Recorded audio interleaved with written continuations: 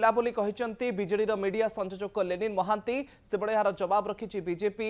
जल बिना माछ जेमिति हुए क्षमता जिबा परे बिजेडी सेमिति होउछि बोली कहिसंती राज्य बीजेपी उपसभापति बिरंची त्रिपाठी।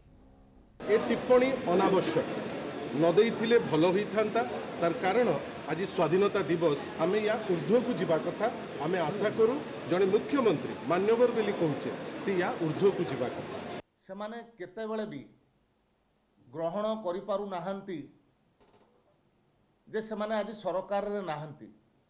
ओडिशा वासी को द्वारा से प्रत्याख्यित होइचंती।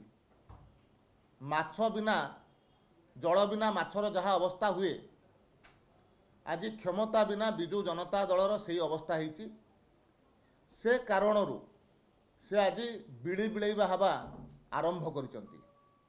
मु मने पकई दउची 3 मास पूर्वरु ओडिशा रे कुप्रकार सरकार चलीथिला। दीर्घ दिन धरिक सरकार रहिला परे मध्य सामान्य स्वास्थ्य सेवार व्यवस्था करि पारि नथिले।